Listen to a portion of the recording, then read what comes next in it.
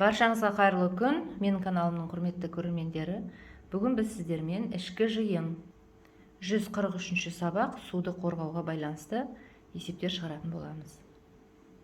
Бірінші мысал, амалдарды орындап, шыққан нәтижелерді өсу ретімен қойып шығатын болсақ, қандай да бір мақал шығады. Соны анықтап табайық.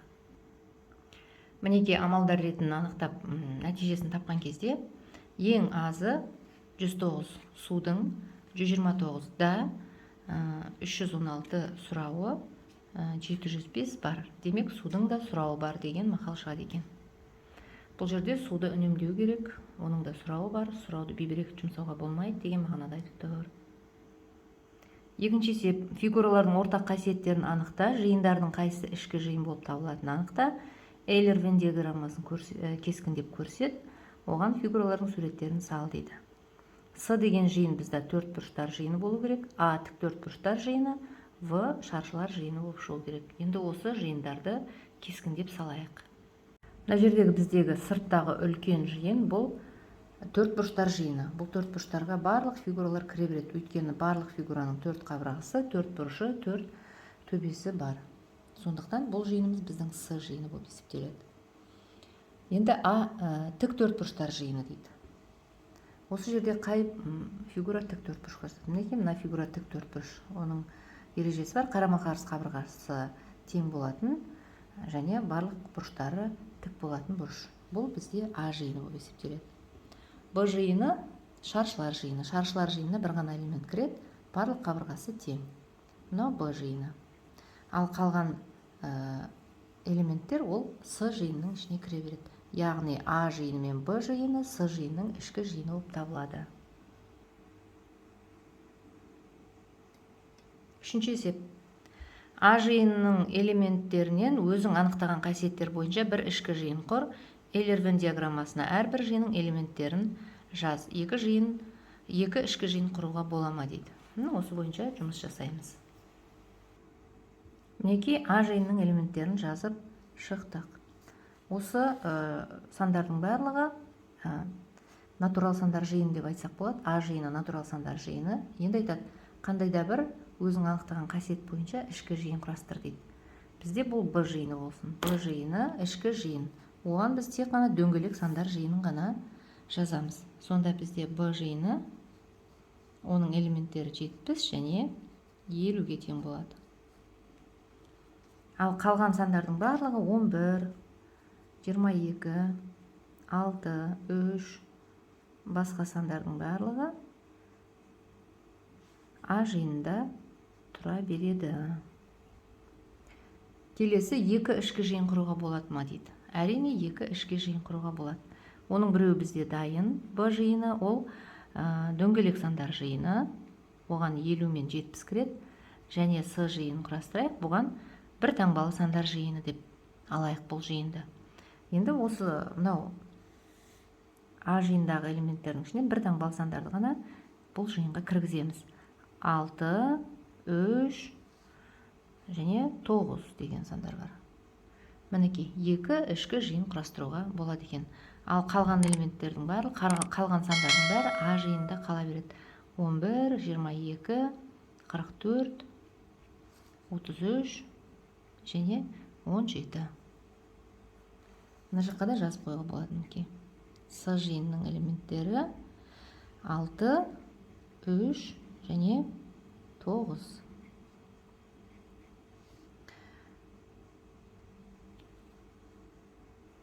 Төртінші есеп.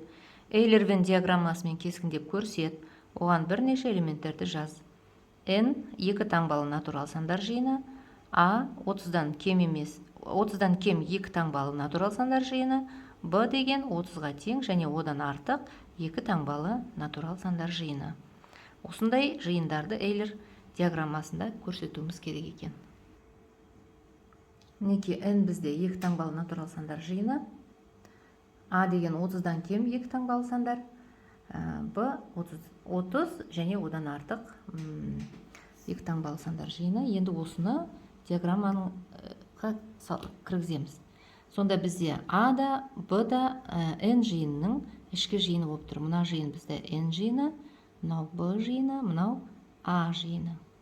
А жиынына кіретіндер 10-12 кіргізіп қоямыз мінекей. Бұл n-нің ішкі жиыны 12, 25 және 27.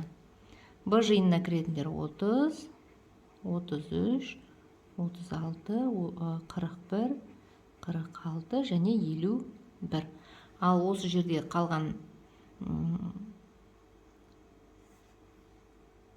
қалған сандар жоқ, барлығын екі жиынға кіргіздік. Осының барлығын қосқанда екі таңбалы натурал сандар жиыны n жиыны болып есептеледі. 5-ші есеп. 3 жиын берілген. Бірінші жиын 100-ге тең және одан кем натурал сандар жиыны. Екінші жиын бір таңбалы натурал сандар жиыны. Үшінші жиын екі таңбалы натурал сандар жиыны. Әрбір жиынның бірнеше элементін жаз. 100-ге тең және одан кем натурал сандар жиыны қандай түспен белгіленген? Мына Эйлер диаграммасына салайық. Бірінші жиын бізге 100-ге тең және одан кем натурал сандар жиыны. Ол мынау қызыл дөңгелекпен берілген жиын. Оның құрамында 100-ге тең және одан кем натурал сандар жиыны болады. Екінші жиын бір таңбалы натурал сандар жиыны. Оны біз А жиын деп алайық. Бір таңбалы. Ол жерде 1 болуы мүмкін, 3 болуы мүмкін, 4, 6, 9 деген. Әр түрлі нұсқалар бар. Үшінші жиын екі таңбалы натурал сандар жиыны. Ол жерде 10 болуы мүмкін, 25, 36, 40, 54 деген сияқты сандар болуы мүмкін. Әр жиынның бірнеше элементін жаз деп тапсырма берген. Мінекей жаздық. 100-ге тең және одан кем натурал сандар жиыны қандай түспен берілген? 100-ге тең және одан кем натурал сандар жиыны қызыл түспен берілген. 6-шы мысалда суды ластау көздері берілген. Суды ластанудан қалай қорғауға болады дейді. Ол үшін судың ластану көздерін білу үшін мына өрнектердің мәнін табу керек болатын. Мына өрнектердің мәнін табылды. Енді кішісінен бастайық. Өсу ретімен ата дейді, кішісінен бастайық. Бізде ең кішкентайы 216. 216 бұл көліктерді жуу кезіндегі судың ластануы екен. Келесі 406. Ол коммуналдық шаруашылық. Содан да ластанады су. Одан кейін 327. Кешіріңіздер. 327 бұл өнеркәсіптік тазартылмаған су. Одан кейін мынау жаңағы коммуналдық шаруашылық. Одан кейін ауыл шаруашылық өндірісінің тазартылмаған суы екен. Міне осындай жолдармен су бізде ластанады. Ең ірісі қайсы дейді? Ең ірісі 887 болып тұр. Бұл ауыл шаруашылық өндірісінің тазартылмаған суы. Егер осыларды диаграммаға салатын болсақ, мінекей. Мына диаграммаға салып көрсет деген. Бізде қызылдың орнында 887 тұрады. Сарының орнында 406 тұрады. Одан кейінгі мына екеуі бір-біріне жақын. Біреуі жаңағы коммуналдық шаруашылық, біреуі көлік тазартудан судың ластану көздері. 7-ші есеп А бөлігінде. Егер шүмек дұрыс жабылмаған болса, тәулігіне 20 литр су ағып кетеді. Балалар мектепте 3 шүмекті дұрыс жаппай ұмытып кетті. Бір тәулікте қанша литр су ағып кетеді? 2 тәулікте ше, 3 тәулікте ше. Осыны есептеп көрейік. Бұл жерде әуелі 3 шүмектен бір тәулікте неше ағатынын біліп алуымыз керек. Ол үшін 20 литр суды 3-ке көбейтеміз. Сонда 3 шүмек бірдей дұрыс жабылмаған болса, тәулігіне 60 литр су кетеді екен. Мінекей, бір тәуліктегін таптық. Енді 2 тәулікте, бір тәулікте 60 литр болса, 2 тәулікте қанша кететінін табу үшін осы 60 литрді 2-ге көбейтеміз. 120 литр су ағып кетеді. Ал 3 тәулікте 180 литр су ағып кетеді екен. Шүмектің дұрыс жабылуын қадағалау керек. Ә бөлігі. Пәтердегі құбырдан су тамшылап тұр. Тамшылаған судан 6 минутта 1 стакан толады. Егер 1 литр су 5 стакан болса, онда 1 сағатта қанша литр су ағып кетеді? 1 тәулікте ше. Әр 6 минутта 1 стакан су толады екен. Ал енді 1 литр су толу үшін бізге 5 стакан су керек. Енді әр 6 минутта 1 стакан толатын болса, 5 стакан қанша уақытта толады? Соны табу үшін біз 6-ны 5-ке көбейтеміз. Сонда 30 минутта 1 литр су толады екен. Өйткені 5 стаканымыз 1 литр болды. 30 минутта. Енді бізден сұрайды, 1 сағатта неше деп. Ал біздің 1 сағатымызда 60 минут бар. 1 сағат деген ол 60 минутқа тең. Енді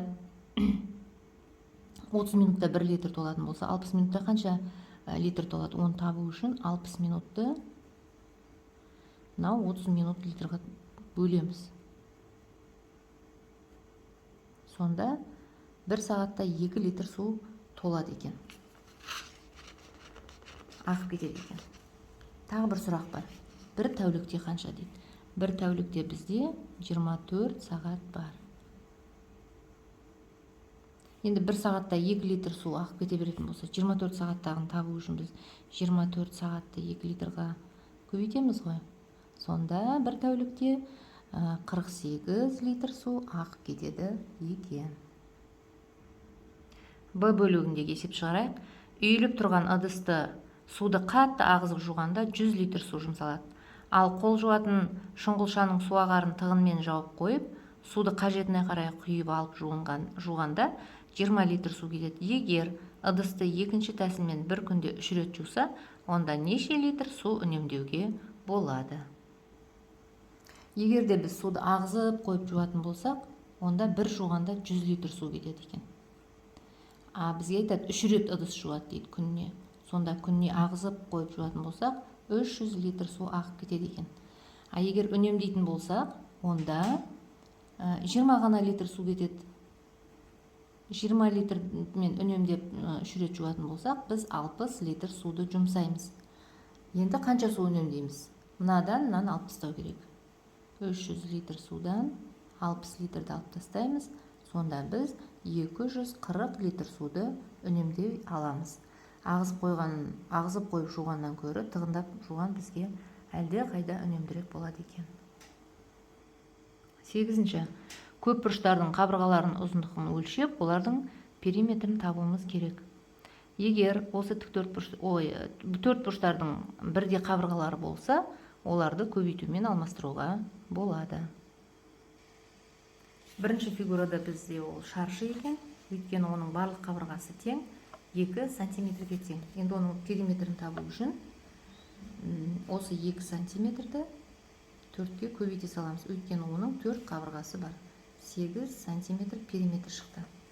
Келесі фигура бізде 6 бұрыш, оның бір қабырғасы 1 сантиметр, барлық қабырғасы тең екен. Ендеше оның периметрін табу үшін осы 1 сантиметрді 6 қабырғаға көбейтеміз. Периметр 6 сантиметр болып шығады. Үшінші фигура. Үшінші фигураның табан қабырғасы 4 сантиметр екен, қалған қабырғаларының бәрі 2 сантиметрге тең. Ендеше оның периметрін табу үшін әуелі бірдей қабырғаларды көбейтіп алайық. Бізде бірдей қабырғалар 3, және оған астыңғы қабырғаның ұзындығын қосамыз. Сонда 6, 4, 10 сантиметр периметр шықты.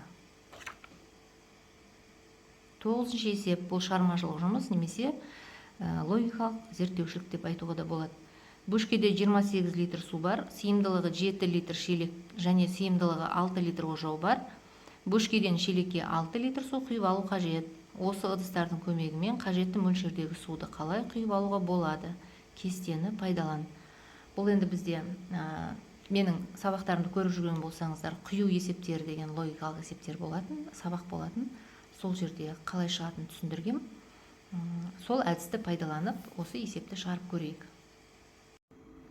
Мінеки кесте, мына біздің бөшкеміз, оның ішінде 28 литр су бар, мына 2 ыдыс, бос ыдыс. Мына біздің қадамдарымыз. Неше қадамнан кейін 6 литр суды құйып ала аламыз? Есептеп шығарайық.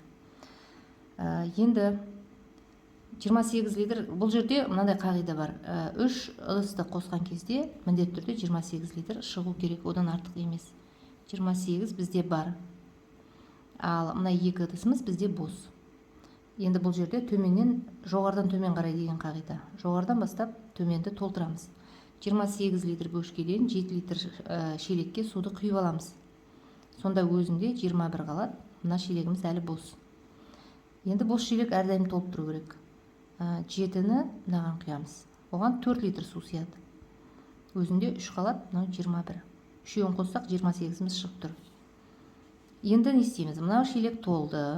Толған кезде бізде әлі 6 шыққан жоқ. Сондықтан оны бөшкеге құямыз. Сонда мына жеріміз 25 болып қалады. Мына жеріміз 3, мына жеріміз 0 болды. Мына 3-ті төмен қарай құямыз. Өйткені шелек бос. Өзі бос болып қалды. Мына жерде 25. Енді мынаны толтырамыз. Оған 7 литр су сияды. Мына жерім 3, мына жер 18. Үшеуін қоссақ 28 шығып тұр.